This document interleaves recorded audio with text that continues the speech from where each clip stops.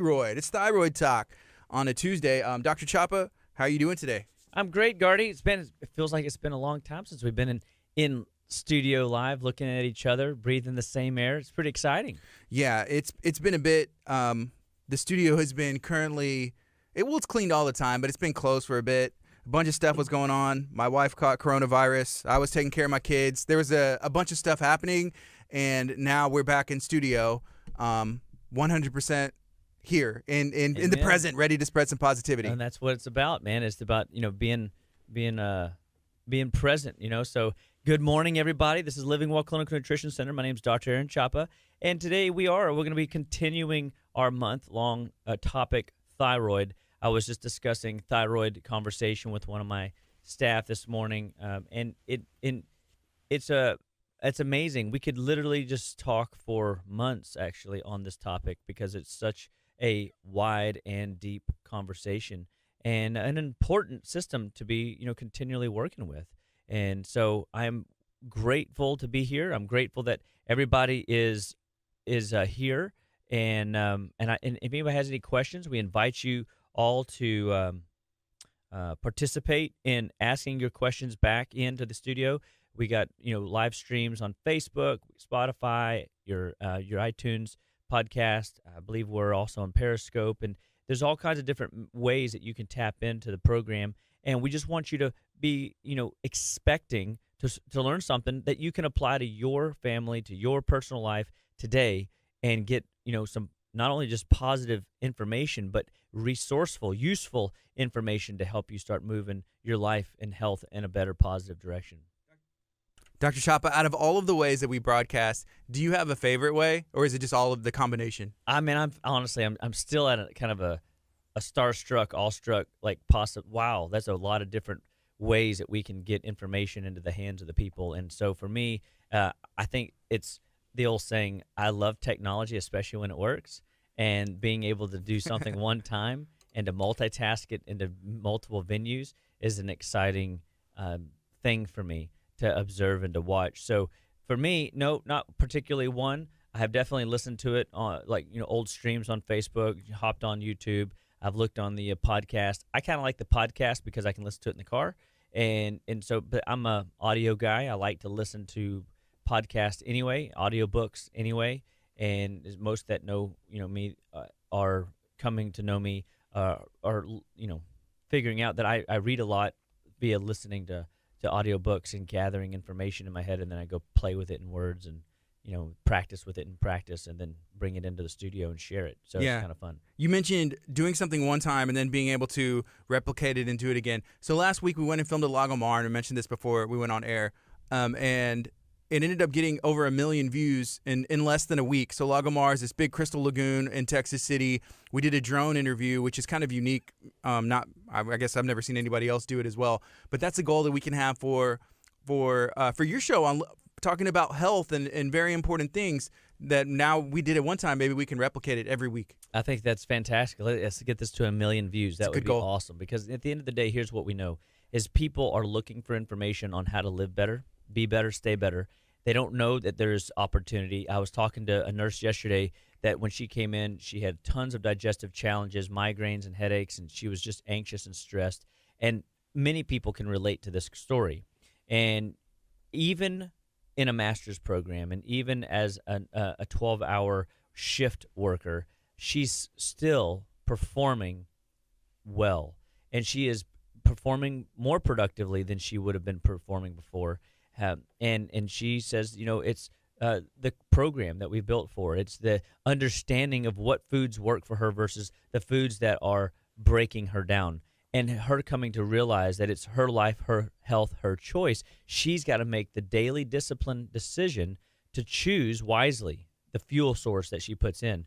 And when you're burning the candle, if you're a shift worker, I would always say that shift workers are by far my sickest patients, because the sleep fluctuations are so drastic that they have a lot of challenge in serving their body with rest and regenerative power, and their body starts to wear out over time, and so shift work is really a challenging thing. But then when you compound that with dehydration, or you compound that with poor quality carbohydrates or excessively amounts of carbohydrates, through breads and cereals and pastas and, starches that are what we call processed fake foods. And I always say make-believe food leads to one thing and one thing only, Gardy. What is it? Make-believe health. Make-believe health, and nobody wants that. Nobody wants make-believe health, right? I mean, people want to figure out why their body's breaking down and, get over that. Because, being sick is a depressing, hopeless situation, and it can be turned around.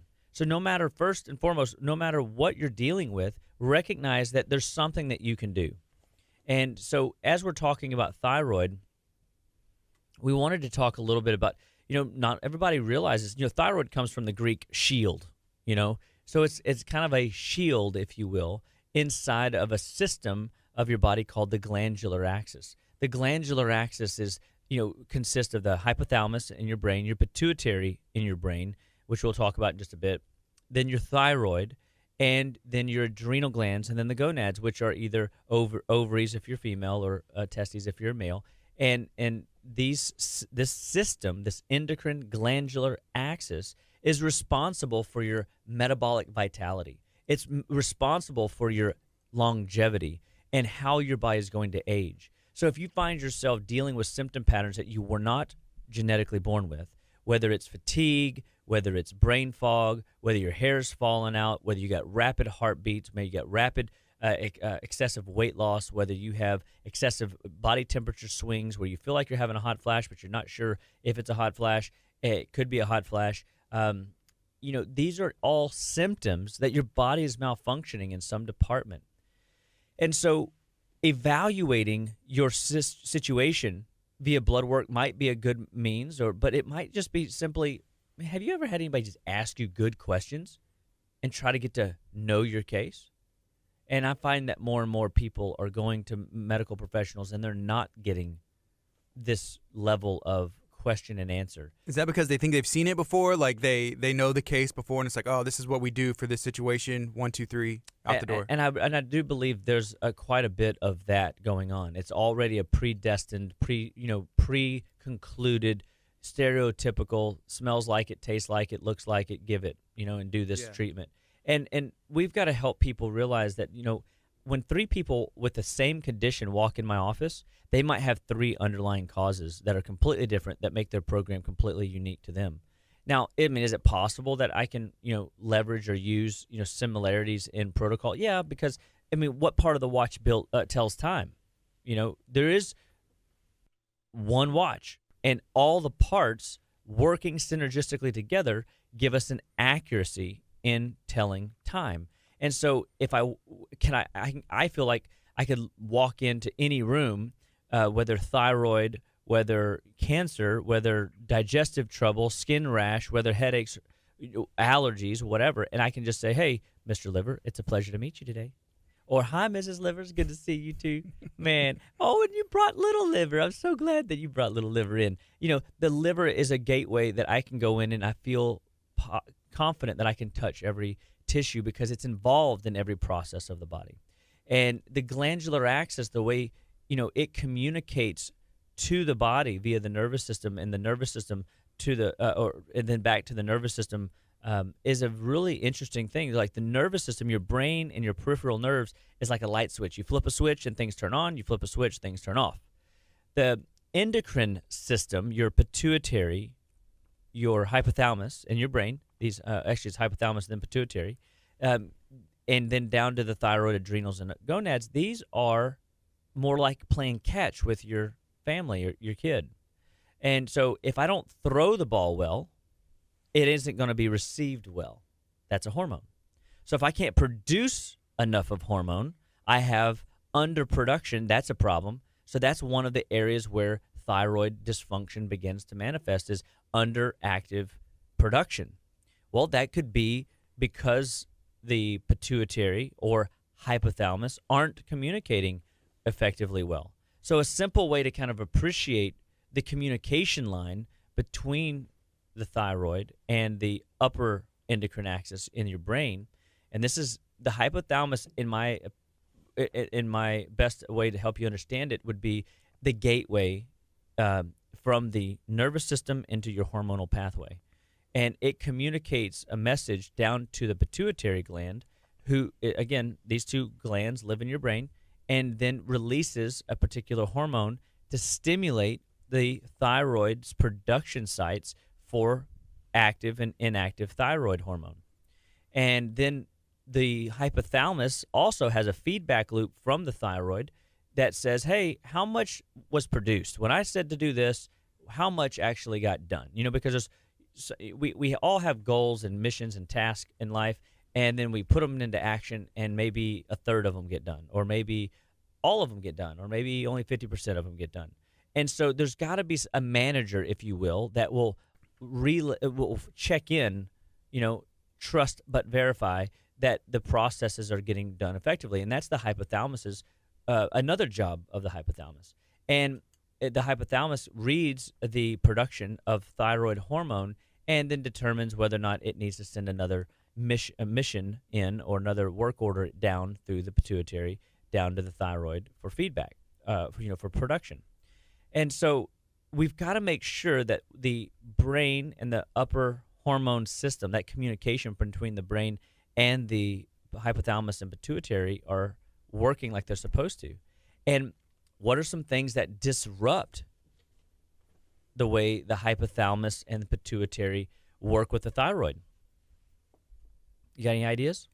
I'm fresh out of ideas right now. Come on. Stress. Everybody's dealing with stress. Nobody likes to talk about stress, because what is stress? It's like this metaphoric fake word that we can't put our finger on. We don't know what it looks like, but we sure as heck feel it, and we're definitely seeing it. There's this thing called post-traumatic stress, and it comes from tragic or unfortunate events. People are dealing with the COVID stress. They have real family life disturbances or stresses that are derailing them, and those things that aren't letting up. The pressure of the gun, people are getting laid off. People don't know, people's businesses are going under, and because of lack of production in our society at the moment, because of the fear and terror of COVID, and these stresses are absolutely dinging, if you will, the hypothalamus. And when the hypothalamus gets dinged enough times over the course of 20 years, 40 years, 60 years, it begins to misfire or function or read the environment through a skewed lens. And so one of the ways that we want to come in and support the hypothalamus is to feed it with, we use cytosol extracts in the office and or template, DNA templates of the hypothalamus from, glandular extracts.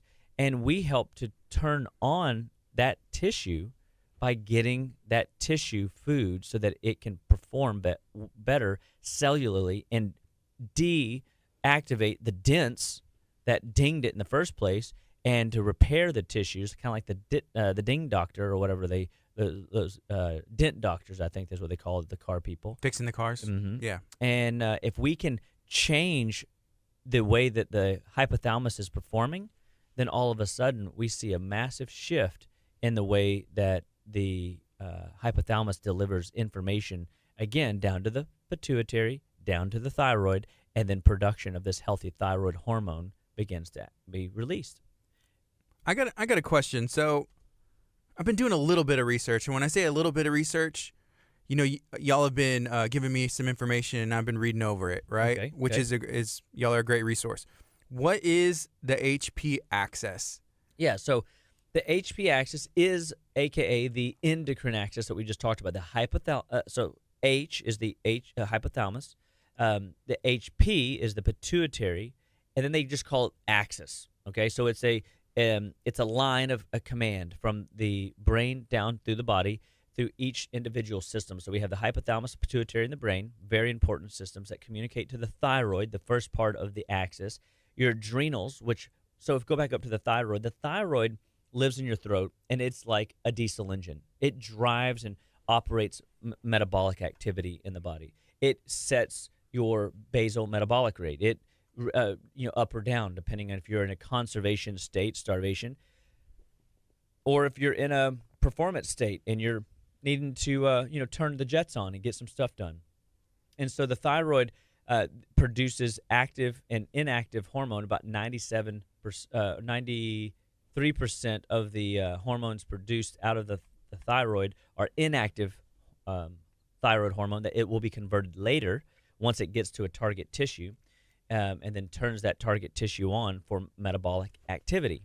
Okay, so let me get this straight, just so I understand. So the hypothalamus and the pituitary gland come together, and they create that HP axis. The top end of it. The top end of it, okay. So you keep in mind the whole what part of the watch builds time. So the hypothalamus it's an individual gland. It's science, because science. Everybody's got to have papers on this stuff. You and I, as Christians, know that Christ lives in all aspects of our body. Some people even put Christ in the heart, whatever. But he lives everywhere, right? Well, science needs to put God in a box too, because they have a real hard time with outside box thinking a lot of times.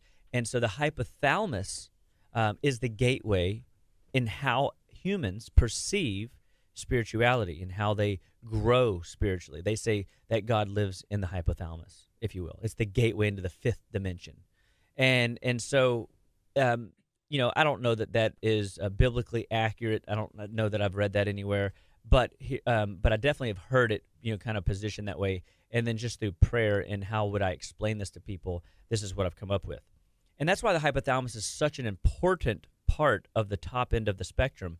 And when it's responsible for managing the tragedies of life, and if the tragedies of life outweigh its ability to regenerate, your perception of the world is skewed based on how many dents or dings or tragedies or mishaps you've taken on in your lifetime, whether a short time on the planet or a long time on the planet. And then that whole axis is we need all parts of it working effectively in order to deliver messages downstream, down to the testes, so for sex or gonads, for sex organ production, sex hormone production, and reproduction, or down to the adrenal glands for managing stress. But interestingly enough, if you look at it in the hierarchy of importance, you've got to have a metabolism. If we're not active, we're inactive.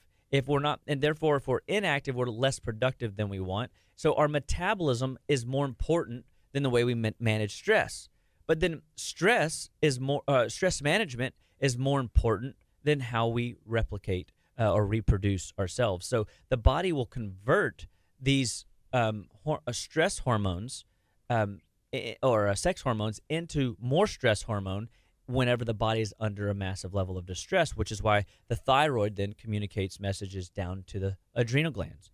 And it's really fascinating because it's almost like volleyball.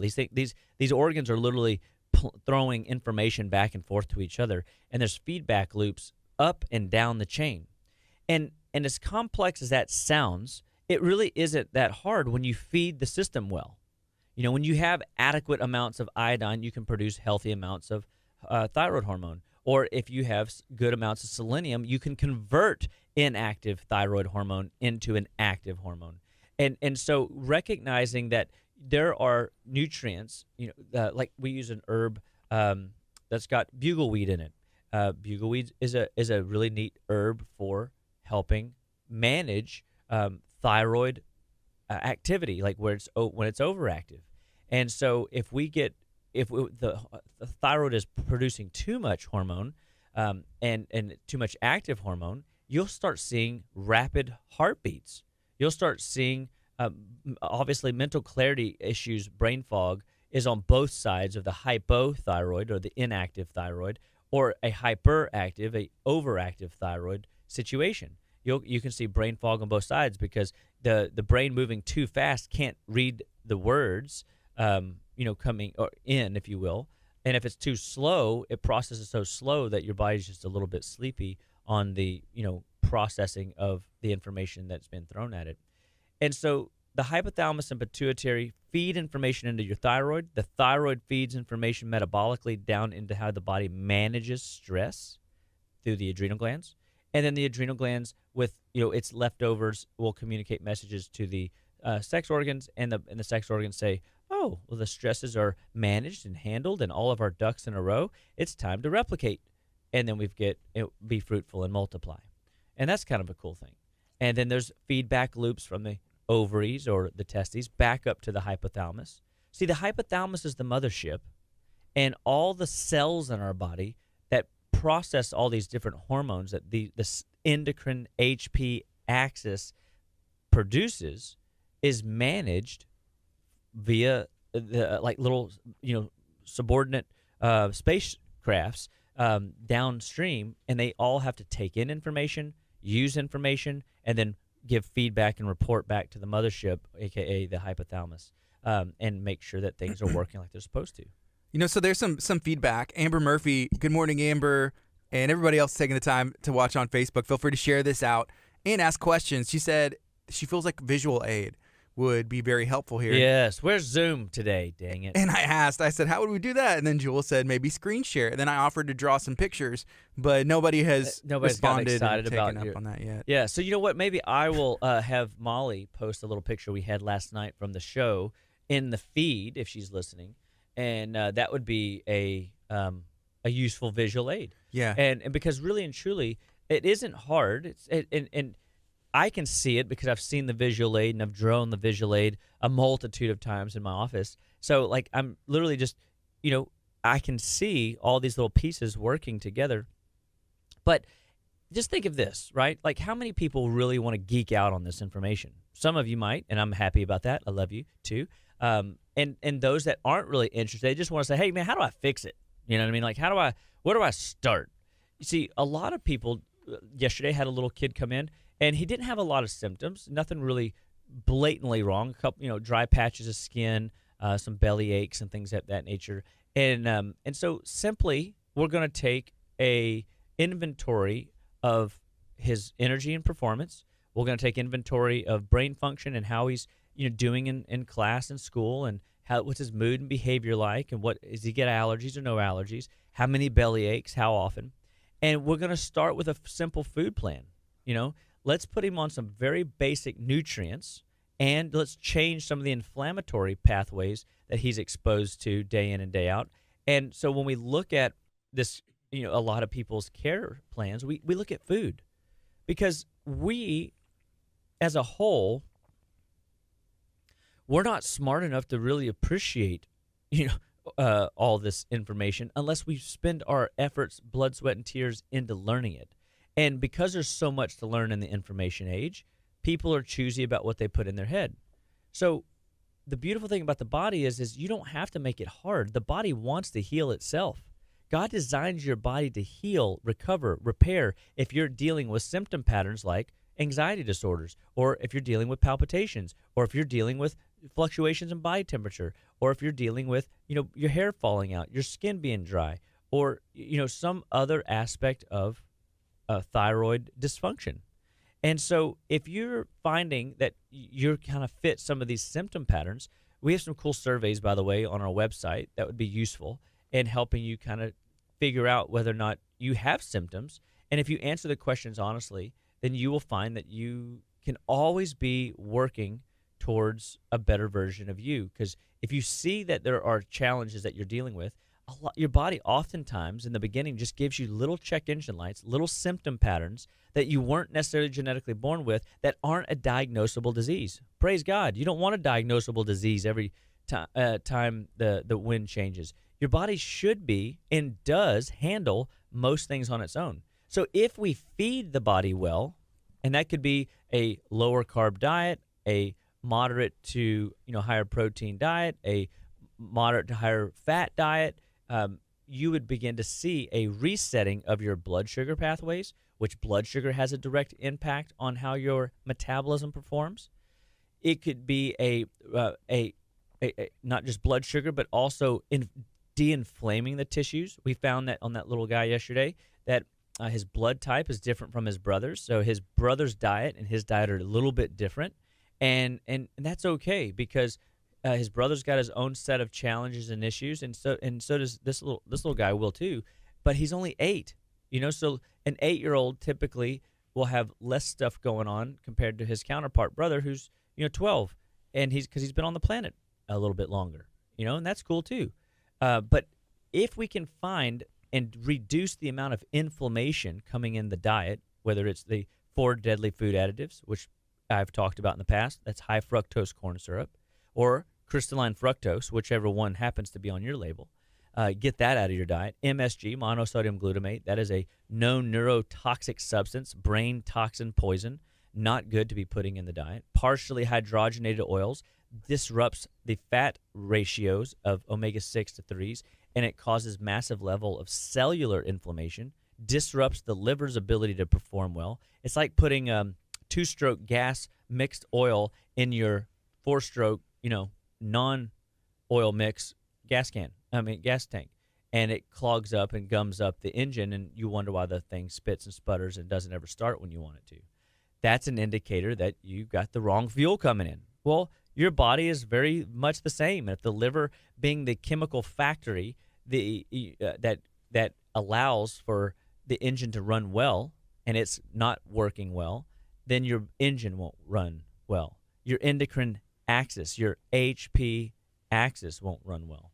And so we're always looking for ways to de-stress the body from that perspective. And then lastly, 4 deadly food additives, artificial sugars can disrupt the way the body performs. Again, known neurotoxins. I got a question whenever it comes to the HP axis. You were talking about the communication that goes through, it runs back and forth. What happens when there is miscommunication? And then what things in life, what can cause that miscommunication?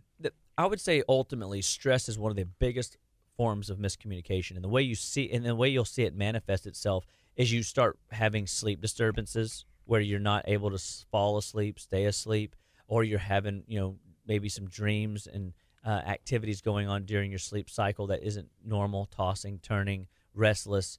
And then during the day, you're seeing the symptoms where your brain is only good for a certain length of time and then it crashes out. And then once that happens, then you're looking for, rocket fuel the rest of the day. How do I stimulate my body to keep going on down to 5 o'clock until I can get off, this shift. Yes. And so typically people crash around 1 to 3 in the afternoon traditionally, and that's on the adrenal stress cycle. That means that their stress scale has tipped. There's more stress than there is regeneration. Their body is overwhelmed, and it shifts into a fight or flight response.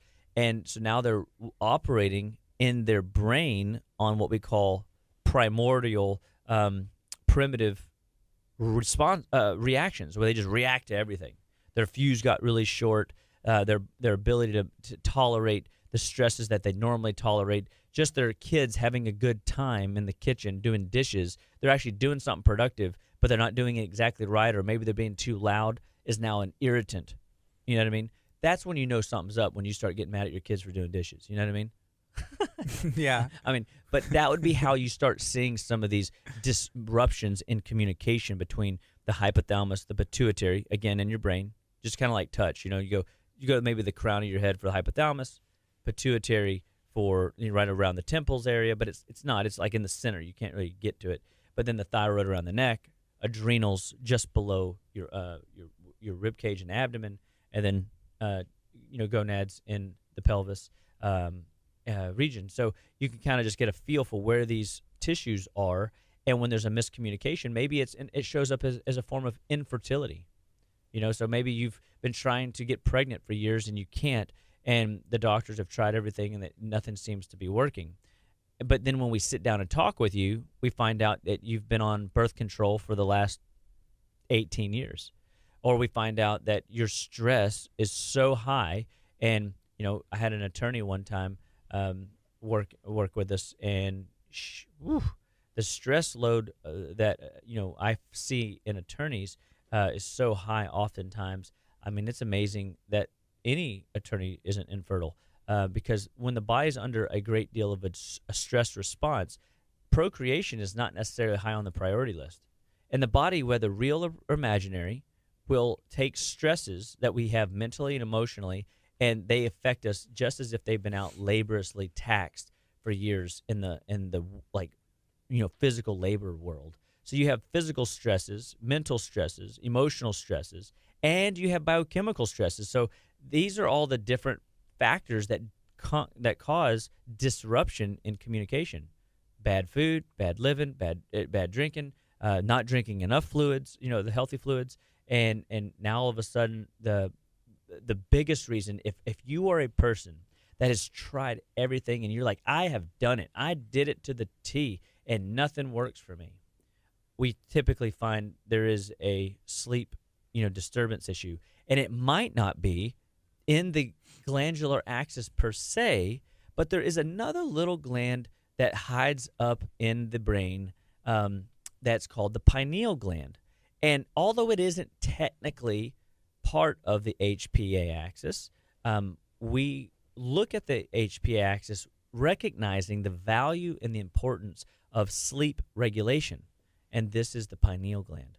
And a lot of times we start seeing that, all right, this person has got no repair regeneration time.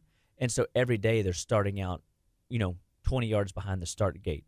And so they're always getting started late. They're always dragging themselves out of bed. They're always tossing and turning during the night. And that lack of regeneration power that occurs during a sleep cycle, which we should all be getting 6 to 7.5 hours of sleep a night minimum to stay functional. So some of you are 7.5, some of you are 6. And if you're not hitting those markers, it really will disrupt the overall ability of your body to repair and regenerate. Dr. Chapa, here's something that I've been dealing with since quarantine, since COVID, since, businesses haven't been open as much and families are staying home more, and life has changed. I mean, it's fair to say, right? I've been requiring more sleep. I've been moving less. I've been eating more. There's been a lot of stuff going on. But, I wake up, I'm tired. I may get 7 hours sleep before. I'd maybe get 6. And I would wake up. I was ready to go. Any ideas? I'm sure there's a lot of stuff. Number one, if the dude don't move, the dude don't groove. We have to find ways to stay active.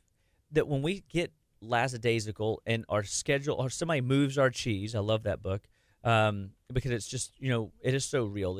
It's only a matter of time before somebody moves your cheese. Right. And so if life changes on you and you're not ready for it, it's like somebody pulling the rug out from under you, stumble, fall, and hurt your tushy, And we can't always tell my kids, why do we fall? So we can get back up again. If we teach ourselves the same premise, and we recognize that, yes, life is different, and no, not everybody likes it. Most of us, I don't think, likes the current state of affairs of how things are, performing and acting and going. Amazon. But at the end of the day, what do we do? Right. Well, we just got to roll with it and keep trying to find a way to get active again. So number one, there is a spirit of isolation. There is isolation as a form of torture, and people are feeling it. There is a PTSD from the COVID stress. And, guys, I'm just telling you, if we don't find a way to start finding levels of normalcy again, we're going to be stuck in a rut, and the rut's just going to get worse. We're going to see more and more kids playing video games. We're going to see more and more parents doing shopping online. We're going to see more and more businesses, not being able to perform if they don't have an online venue port. We're going to see a shift, which is going to create another layer of, depression. It's going to be a slippery slope down to a not so fun, enjoyable, productive society, and we're all going to feel that stress. Oh, by the way, we are feeling that stress. We're seeing that stress. I got people that work at NASA, and they say it's a ghost town. I got people that work in their businesses, and their businesses are like, we're more productive not in the office than we are in the office. So we're going to just shut down this whole thing. So there's so much going on, and I'm seeing it more and more this many months in, where the endocrine axis, the HP axis, has been hit. Boom. And we were all caught off the rails. Like, we weren't ready for that, right? Because nobody thought life was just going to go from 90-0 to standstill, if you will, waiting, twiddling our thumbs. And there's a level of, I don't want to use the word depression, but a suppression that is causing people to just want to sleep it off, thinking if they just get an extra hour of sleep, they will wake up and things will be okay. But here's what you got to realize. It's easy it's easy to die. Just roll over and just don't do anything. It's hard to live. And so how are you going to live in this new world that we're living in? And you've got to surround yourself with people. You got to get involved and find communities that you can interact with comfortably and feel like you're getting pressed, that you're getting pushed, that you're getting stimulated, that you're being challenged to some degree. And I would find that absolutely we find it's our backup battery kicking on. I guess we had a power blip, but that's awesome. We're still everything in this room is powered by a backup battery that'll last for at least an hour. So good. let's see what happens. Good. We're good. This is a good test of time. Share this out. Let's see how long we can go. See, this is another test, right? Are you ready for the changes that are going to come, whether real or imagined? And so sleep is a way that we try to escape. And many times, although sleep can be a time of restoration and healing, we also find that sleep can be a place where people go because they're depressed or suppressed. So if that's you, we've got to help you get that HPA axis working again. We've got to get the adrenals handling stress so that your metabolism doesn't dip, so that you don't feel sleepy, tired, or groggy when you wake up in the morning. Because if you stay in that sleepy, groggy, mentally cloudy place, your level of productivity and therefore your creativity begins to dip. And so we always are working at ways to turn that system on. You realize it could simply start with recognizing we're not in a famine yet, or we still have access to food. So start your day right. Make sure that you're eating proteins and veggies for breakfast. And I think vegetables for breakfast. My wife's been doing that. So she's been getting some help from you for all kinds of stuff. And you're a great source of information again. And vegetables for breakfast that are left over from the night before, like asparagus and some other stuff in the diet, has been the choice, maybe with some eggs. Yeah, and that's what a simple way. My child made turkey and Brussels sprouts, onions, and bacon, and they put that with their eggs in the morning, and so there's so many different ways that we can create a space for good food, good nutrition coming into our bodies in the morning, and it starts in the morning. I've talked in the past about intermittent fasting and how much I think intermittent fasting is a powerful thing. But as I've observed and played with intermittent fasting and read material on intermittent fasting, and I've looked at other aspects of intermittent fasting and how the body really works and operates, we don't want to skip the breakfast hour as a fast. And so you want to get the bulk of your meals between wake-up time and lunchtime, and then it can slow down as the day progresses. So you've heard me say in the past, when you choose to eat real food, make sure that you're eating healthy, vibrant foods first thing in the morning and mid-morning and late morning and then lunch. And you're thinking, man, that could be like every hour to 2 hours. Yeah, eat like a king for breakfast, good quality proteins, fats, and limited carb. And then come lunchtime and on out to dinner, maybe you space it out to two or 2.5, 3 hours intervals. When do you eat your last meal? Between 6 and 6:30. Okay. And so 6:30 p.m. we cut the food off, and now you go 6:30 to 8:30 the next morning, and that's a 12-hour, that's a 14-hour fast. So there is your intermittent fasting window.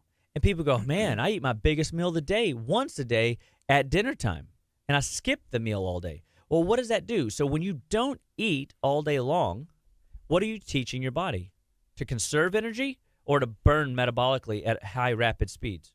To conserve it, because your body's like, I don't know when I'm going to get my next meal. I might not get a meal. I only get fed once a day. I mean, they treat me like an animal, And so the body's like having this conversation with you. And then you're wondering why you're dragging at 1 to 3. You're tired, and you're like, man, I really need some candy. So you kind of maybe go get some crackers and some, soda, or maybe a candy and soda, or maybe a cupcake and soda, or a coffee and whatever. And so these different stimulants, whenever your body is already on overdrive of adrenaline because you have starved it and it's trying to figure out, I've got all these business meetings, still got all these deadlines. A lot of these people that are working from home are working more hours than they were working on the job. I mean, there's a disconnect in how to slow that process down. And we now are still not feeding our bodies well because we've been convinced that we're in a famine. We never have been in a famine. We've always, and I've even made videos on avoid the carbs, avoid the refined sugar, avoid the additives, avoid the alcohol, avoid the processed food. And when you get rid of those junk foods, what winds up happening is your body still maintains a healthy level blood sugar, which keeps your stress hormones under control so that they're responding to the life circumstances, not reacting to them. And then all of a sudden, whenever you get into bed at night, now that you haven't eaten in 4 or 5 hours, your body is tired anyway. You're on a downhill coming down blood sugar wise, so your body's ready for bed. Your mind is ready to go to sleep instead of eating a big old meal right at 10 o'clock or 9 o'clock at night and getting that blood sugar lift. Your body's like, why are we going up? We're supposed to go down. The sun is get down. I'm confused. And that confusion is another biochemical stress that your pineal, your hypothalamus, your pituitary, and your thyroid have to deal with. And so we're leveraging intermittent fasting the wrong time of day. And people go, well, my body does really great with it. I'm sure you think it does. But have you really tried to look at it from the way the physiology really works? It is most active digestively in the morning hours. It is less active in the evening hours. The detoxification pathways are more active in the sleeping time hours for detox, for restoration, regeneration, for repair. And we've got to recognize that the body has a clock. And if we operate in its clock, then we've proven this, like the heart meridian is most active between 11 and 1 when the sun's at, its peak in the sky. And so when the sun is at its peak, your cardiovascular system is much more active, and there's been more world records broken in the 11 to 1 p.m. hour than there have ever been when 100-meter dashes or whatever record was set at a different time than that. And the hardest, strongest people perform their best. And so we slow down the digestive system when the body starts turning on the detoxification system. That's your evening hours. So anything 6 and on, things are slowing down. This isn't too related, but it is a little bit. But I've seen, I don't know if you follow the UFC at all, MMA. So Fight Island, they're out there, and I think it's called like Abu Dhabi. There's an island out there where they're allowed to fight, but they have to fight at like these weird at like 2 to 4 a.m. USA time or whatever. And so all these guys, they're training, and then they're out there for a week, and their sleep schedules get flipped all upside down. That peak performance that they're used to, I don't know. It's just everything's, in a strange situation right now. And I think that when you perform like that, again, it goes back to that shift work. If the body is having to do aggressive, high-level performance, it'd be like taking a race car around a track with poor quality fuel, or a poor quality team that's surrounding that car that are observing its its issues, or taking the wrong parts and using to try to run that car. It's going to be less effective. It will be, absolutely.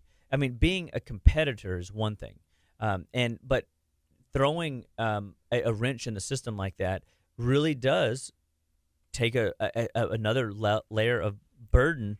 It adds another layer of burden for the body to perform.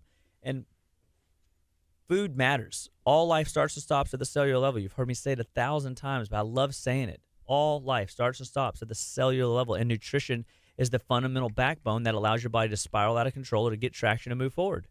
And if we don't start really evaluating what we're putting in our body from an inflammatory perspective. So we talked about the 4 deadly food additives today.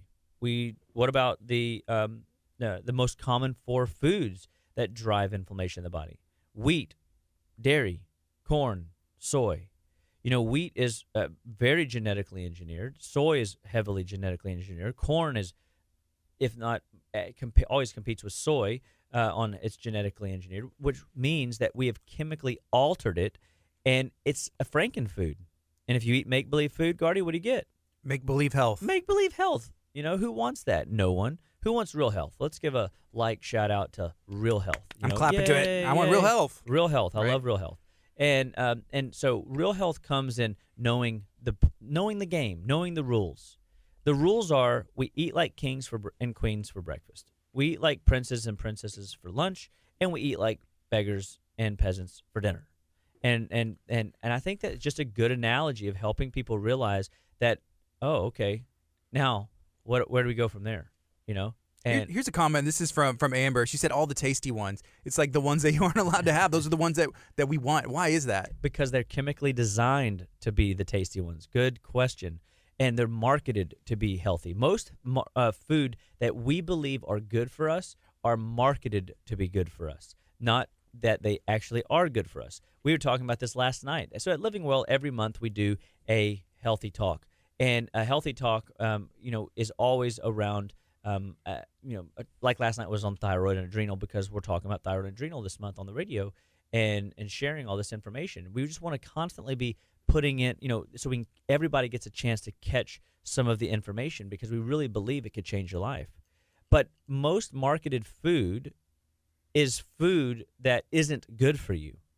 It is a processed food that actually there's more nutrition in the cardboard box that it comes in than the actual substrate in the packaging. And so we need to get to a point where we start advertising, how to grow your own veggies again, or buy from local farmers markets, or know your local farmers so you can get the best quality, best price chicken eggs. You know what I mean? Or duck eggs or whatever. And so, because one of the things that happens is we've gotten so far away, people are afraid to eat. I have patients that bring me their eggs because they're afraid to eat their own eggs that their chickens lay. From their own house or farm? From their own house and farm. Wow. Because, and now, that's not all of them, but I mean, definitely some of them for sure. And I'm like, why though? You do realize that these are grand quality. Why are you giving me these? Oh, I mean, just better to buy from the store, they think? They feel like the store just offers a better quality egg, and I'm telling you, not true. Because when you get used to you ever wondered and noticed that every egg in the carton at the store looks the same? Mm-hmm. If you buy an Eggland egg, it's white with a little pink dot on the top. If you buy an organic, Central Market egg, it's brown. It has maybe a few little darker mole-looking things on the shell, but for the most part, it looks the same.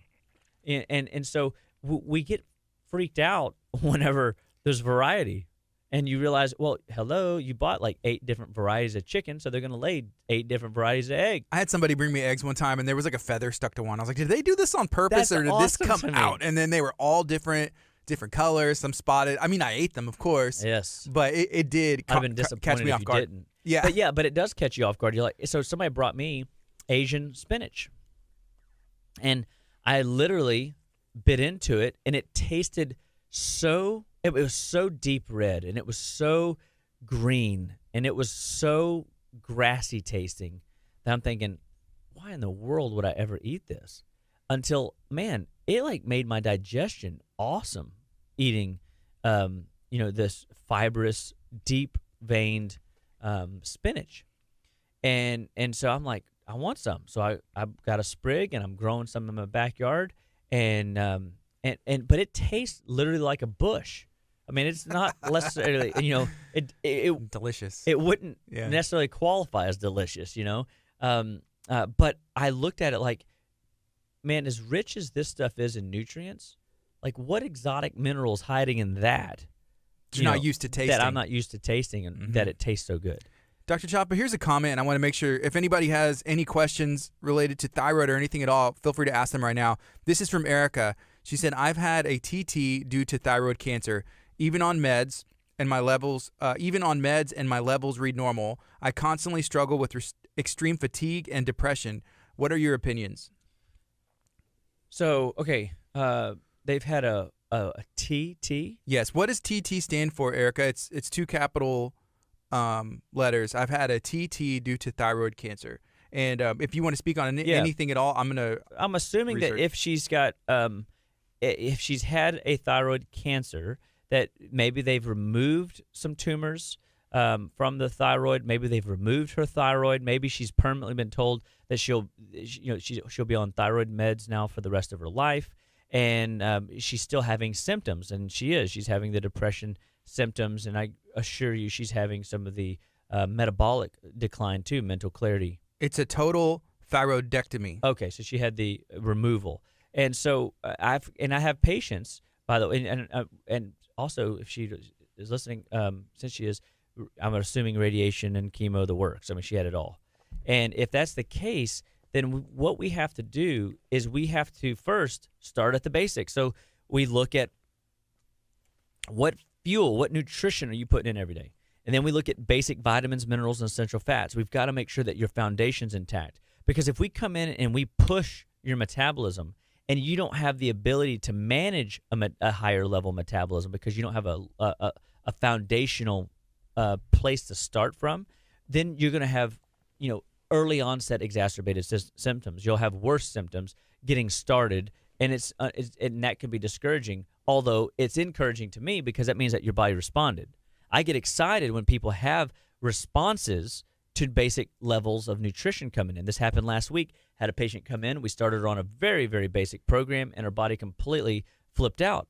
Well, that's okay. But, the patient flipped out too, like, oh, this is bad, and I get it. We're fearful because we read all these subtitles and try to listen closely to the rapid speech of the medication side effects and reactions. And if you've got this, that, and the other, go talk to your medical doctor so they can tell you the same thing they always do, which is stop everything and never ever get well again because we have a new med for you. That's what this little slogan really says.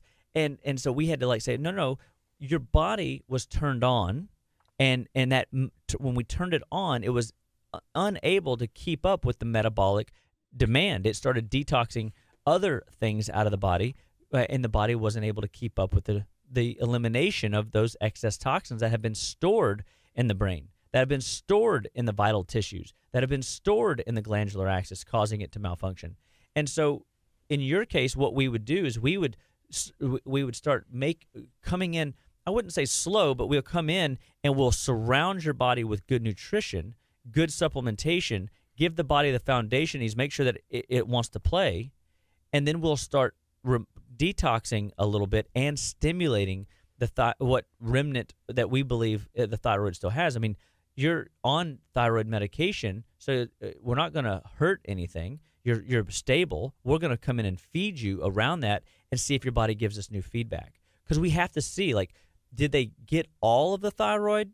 Or, they say they did, but is it really possible? I can't tell you how many patients have come in and told me they had a complete thyroid removal, and they're drug-free right now, and they're doing fine. And then some of them, we've reduced their thyroid, medication down to very nil, if any at all, and their body is performing fine. How's that possible? Because your body's designed to heal. It wants to heal. It will heal. It's just sometimes, depending on the amount of poison it's got to deal with, can it give us the responses that we're looking for? And that just takes time of you being with us in the office and us getting in the trenches and getting our hands dirty with you, and you giving us the appropriate feedback, we giving you the appropriate direction, and we're working together on building a better version of you tomorrow. And so every choice you make today affects you tomorrow. And so, we talked about this ounce of prevention's worth a pound of cure. We can help you no matter where you've been or what you're going through. And even if, let's just say that your thyroid is permanently damaged, because there is a too late, can be a too late. There can be, so much damage that we can't get it to work on its own. But let's say that we can improve every other facet of your body, and we can use this Band-Aid, this med, and we have to work conjunctively with it. That's okay. Because now you're still going to perform at a higher, more productive, more metabolic level than you would have if you didn't have that extra support. And sometimes, we don't realize our choices have consequences, and sometimes those consequences are really bad. Sometimes those consequences can be managed and dealt with. Sometimes those consequences can be eliminated altogether. But we don't know until we get in the trenches with you. So I would encourage you to make an appointment. So come in and let us work with you and figure out how we can help you best. Because I know this for sure. We can help you. It's just how can we help you the best possible way? And what might you have to do at this stage of life compared to the old stage of life prior to the treatment? How can somebody get a hold of you, Dr. Chapa? What are the different ways that you can help? Is there online options, in person? What do y'all do? So we have, with the new model of the way of the world, we have in-house visits still. We also do doxy calls. We do telephone conference calls, and we are able to help people all around because of technology. And so we're leveraging technology to make it easier, more comfortable for you, whether you live local and just don't feel comfortable getting out.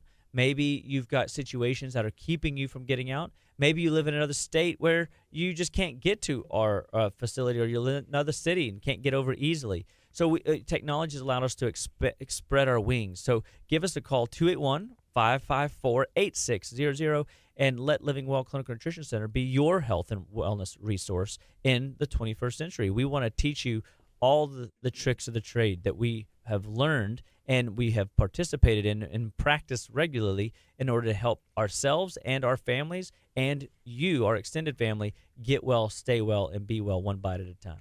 So we have one more Tuesday, the 28th, next week, where we're going to be continuing thyroid talk. Do we know exactly where that's going? I know we were talking about hyperthyroidism and the access today. Next week, where are we going with it? Well, we want to continue discussing, and I will try to find some visuals for Miss Amber, because to the point that I want people to see that it's not really complicated when you just focus on feeding the body right. And so what I think we'll do is we'll continue down this trail of giving you some science and helping you appreciate that it's complicated, but man, it really does come down to let's eat well, let's feed it well, and let the body do what the body's designed to do, which is to heal well. And God designed this body to heal well. And we have, as a society, just gotten away from this idea that the body can do some of these different, activities, and we almost make healing and living difficult. But some of that's because of good marketing to eat the wrong foods. Some of that's because stress is real and high, and it's kicking people in the teeth. And we're seeing a lot of that. I know last week when we did, on the 15th, had our fasting week, we definitely saw quite a bit of the stress's impact on, even our patient base. And so I can smell it in the air. I can see it in the air. So I really want to encourage everybody, on the 15th of this next month coming up, be in prayer to start fasting and praying with us, and in prayer for your own health. Like, how can you get healthy and stay healthy so that you can be your best for your family during tough times? How can you build yourself up, feed yourself spiritually so that you can, be ready for things that you don't and aren't going to be ready for, because, we can't see. Nobody's got a crystal ball. And so there's so many ways to go about getting healthy and getting started. And we've talked about food, we've talked about water, we've talked about supplementation, we've talked about detoxification. And really, these are just processes that we use as a tool to help de-stress, de-burden the body. And I think that we'll summarize some of what we're going to be talking about, some of the, going back into, all right, well, what are some of those applicable tips to help you live better, be better, and stay better one bite at a time? So make sure you invite your friends, family, loved ones, and share the streams. Here's one more question, and if you want to touch on it today, you can. If you want to save it or touch on it today and next week, that's cool as well. So it's another comment. Thyroid cancer is on a rise, especially in women. Could you please talk more about it? Is there correlation between these numbers and our lifestyles? I think absolutely there's a correlation between the numbers and the lifestyles. The thyroid is rarely ever the problem. It's typically bullied. And what I mean by that is there are toxic disturbances from our environment, body care products, skin care products, lots of topical toxins that we put in, and not only toxins that we put in, toxins that we put on our body that block the body's ability to release. There is this conversation of our genetic expression. We are a third-generation Pottinger's cat, which basically means that mom and dad had health challenges that were metabolic in nature, not to the thyroid cancer level, but definitely hypo processes going on. And then maybe they have a you have a grandpa that had some sort of metabolic challenge as well. So what that basically means is now you being the third generation line of an endocrine disorder or a health crisis. Now you've got glitches in your gene code. Well, people don't realize that genetics is real, but it's familiar. If it's like a recipe.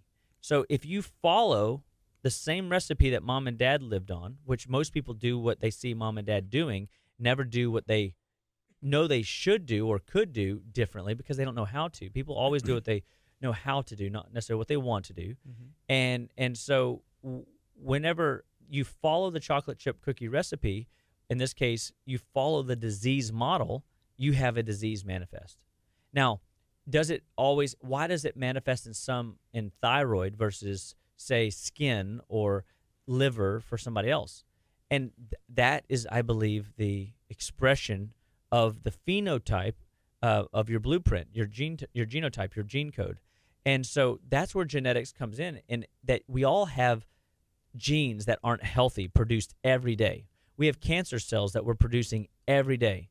I mean, tons and tons and tons of cancer cells. And the body's healthy enough to recognize, hey, that's not healthy. I'm going to dispose of that one. Hey, that's not healthy. I'm going to dispose of that one. More than 2/3 of the cells that it produces to use are recycled because it doesn't meet inspection, doesn't meet code. And that's a good, healthy body that can recognize that.